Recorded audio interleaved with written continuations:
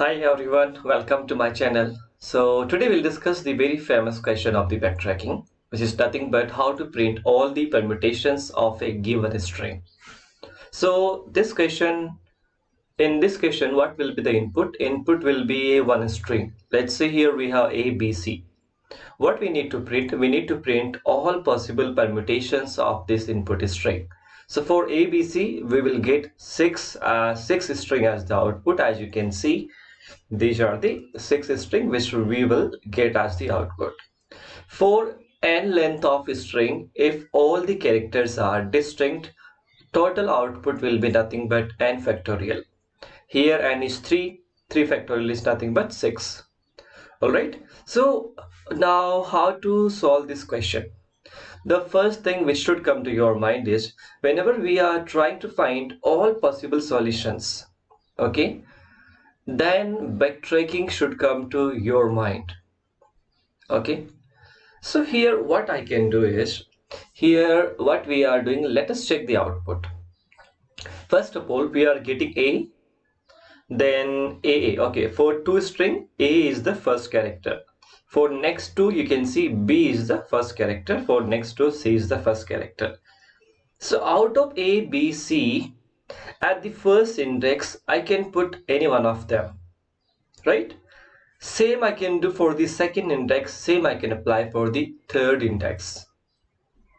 So this we will do the recursively, and once we will reach to the length greater than the input string length, that means we'll just print that string and we will get all possible permutations. Alright, let us quickly jump to the code. So let me write down the code. So in my previous video, I have discussed about the backtracking basics. The video is all about introduction to backtracking, how to use backtracking, when to use, and we have discussed this question, subsets and problem. We have solved the question with the help of backtracking. So if you haven't watched that video, I would suggest please check out that video first, because that is the basic of the backtracking. Once you are done with that video, you are good to go for the second video, which is print permutations. So let me quickly create one class. In that, what I will do is, let's say we will give print permutation. All right. So what will be the input? First thing, input will be nothing but one string. Let's say str. Here I can define A, B, and C. All right. So for this string, what I need to do, I need to print all the permutations. Let us call one method, get all permutations. Okay, get all the permutations. So here what you need to pass, first parameter which you need to pass is the string. What is the second parameter? So second parameter, let's say we'll take the length of the string, which is nothing but str dot length. All right, so let me just pass the length also, and I want to start from the first index. Okay, I want to start from first index, so let me take first index as the 0. All right, we will, so you need to think about how we are approaching the problem. Just try to understand how I am going to approach the problem, because I don't know at this point what all parameters I'll need. So these three, I thought that we will definitely use these three, so I just pass them. Okay, we will modify them if we need some extra parameters. So let's say this is the function we have, public static void. Let me copy paste just to save some time. All right, something is wrong. Okay, so first is nothing but our string, second is nothing but our length, third is nothing but our current index. So I told you what we need to do here. At first index, what is first index? First index is the, in place of A, I can put any one of these three. Okay, In place of first index, I can put any one of these three. So where to store that one? This is our original string. I cannot modify this string. So where to store this thing? So let me pass one more string, okay, which will store our current string. Okay, let's say the current. Okay, here I'll just say, all right, and length will be nothing but the length. All right, this I need to pass as the parameter.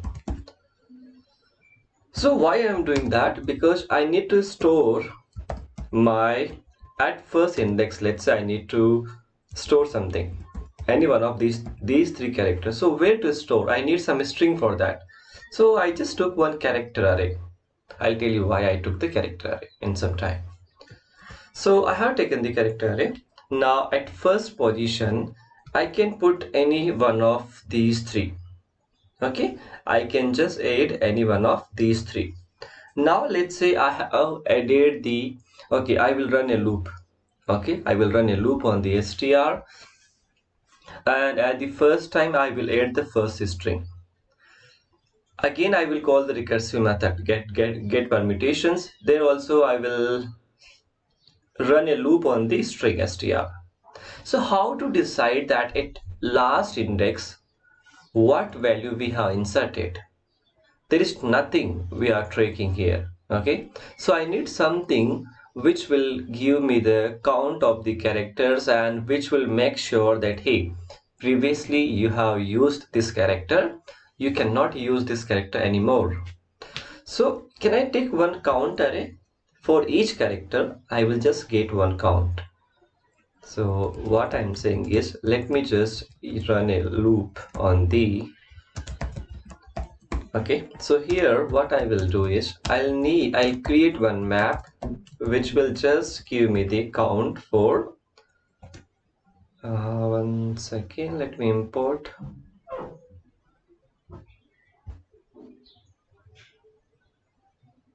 All right, yeah, that should go now. Let us run the loop. Int I0 I less than str dot length I plus plus. All right, what you will do, you will just say, hey, your map already contains the key is nothing but str.character I. If it is already there, I just need to increment the count. So I will say map.put and str.character I. The value should be whatever value previously was there, which is nothing but map.get of str.character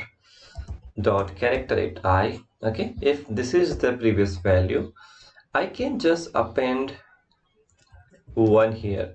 Okay, so I just incremented the count. If it is for the first time, I just need to put the count as 1. This is simple. I'm just getting the count of each character. Actually, I got the count of each character. Let me pass this map as the input. Oh, so here I need to call it as the input. Here I just need to define hash map. Okay, character and integer. All right, so we have defined one hash map as the, all right, cool, fine. Till this point we are clear. What problem we are getting here? Change method from character string to the what they want from us. Oh, they're saying, oh, you need to change it to map instead of hash map. All right, makes sense. So we got the count in the map array now. Now at index, at current index, all right, I can put any one of them. I can use any one of the character, right? Because we have seen our output is nothing but at first index we'll put A, then B, then C. So all the character we need to put one by one. Let me just run the loop. Loop on what? I need to run a loop on our map. Our map is nothing but, let's say, the key. What to do to run a loop? Key set. All right. Now you need to check the count. If your map dot get key is greater than 0, means that character we haven't used, or still we have some count for that character so that we can use it. So I can put this in my current. My current is nothing but the string which I am using for putting the characters one by one. What index I pass? One index, you have seen, right? This is the index. At this index I want to put one of the character. So current of index will be nothing but your key. Alright, once you have used one key, you need to decrement the count. That is very important here. How to decrement the count? Just do the put, and you will see key, and the count will be whatever count previously was there, which is this one. You need to decrement it by -1. All right, now you inserted the, let's say, particular this key as the character in our current string. Now I want to call for the next index, so I just need to call the same method. Okay, in that first will be str, length will be same, index you need to increment because at next index you want to put now. Current will be same, map will be same till this point. Oh, sorry. Oh, why that went? Not sure. Let me do it one more time. All right.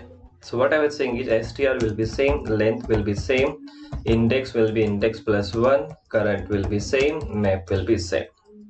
All right, fine. So this way you will keep putting the index at the each, you will keep putting character at particular current index. Now I told you, whenever we are writing recursion, the most important thing is you need to define base case, means at what point you want your function to call to stop. So here what I want is, if let's say your index is greater than equals to length, that means we have exceeded the maximum length, so just return it. Before returning that, I can just print my current array. All right, let me do that. So int I0, I less than index, okay, I plus plus. Okay, what you need to do, just print system. Okay, it will be your current of I. Right, in the last I can add the new line so that we will be able to differentiate. Okay, fine.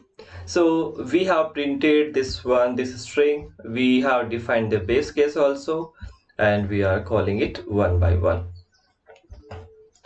Now are we fine? Okay, let us try to run it. I want to show you what output we'll get. I can say we'll get some wrong output. So you need to think about that, why we will get the wrong output. Just think about that part. Just pause the video and think why this function will fail. So let me run, you will see the output. We are just getting ABC. Why? Can anyone guess it out? If pause the video and comment out. Okay. If you are able to find out, that means your backtracking concepts are clear. And this particular thing you can find if you have watched my previous video. There I have defined the concept of the backtracking. So I tell you what problem we are doing here is, we are using the map character here. Okay, we are decrementing and we reach to the last.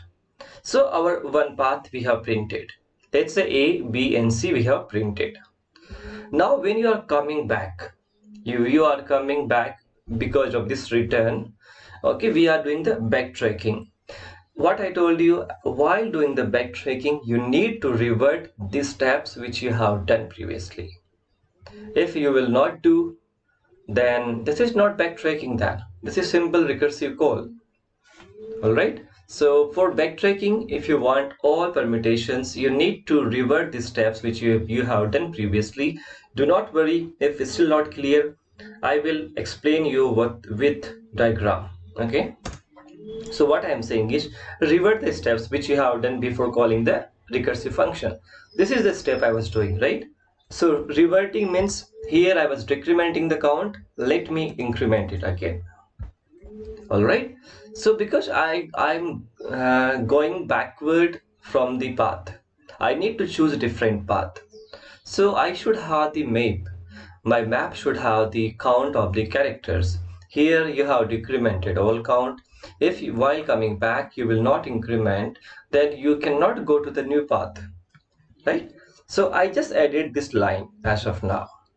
This is the, let me just say that this is the sorry guys, this is the backtracking. Very important. All right, let us run it now. Wow, did you see what we got? We got answer A, B, C, A, C, B, B, A, C, B, C, A, C, A, B, C, B, A. You can see 6. Let me just change to the one more. So here we have 4 length. We should get 4 factorial, means 16 string we will get as the output. Let us run it. Absolutely, you can count that. So is it clear or not? Now let me explain you this part, why I was telling about this thing, why we need to revert, and what is the logic of these these 3 part. How to debug, okay, if you are not able to figure out how you need to debug it. So I have defined one, okay, so here I have one try run. For the same example I'll show you. So you can see here we have one string called ABC. So in my map, count of A is nothing but 1, count of B is nothing but 1, and C is also 1. This is our first time you will call the function, and your map will have these 3 things. What I was doing at first index 0, you can see left side index 0. At first index, first of all, I was running the loop on this map. I was checking for the first character. If count is greater than 0, I will use this character at the index 0. So you can see here I have inserted A, and I need to decrement the count of A, so it became 0 now. Right, now you will come to index 1 because we are calling recursive function with the index plus 1. You will come to this point. What you will do, you will put the B at the index 1. You need to decrement the count of B from 1 to 0. Perfect. Same we will go for index 2. You will say index to str to C, all 3 count is 0. Now again you will call index plus 1, and our base case, this condition, we will go inside this one. We will come here, we will print our string ABC, and we will return from here. Perfect.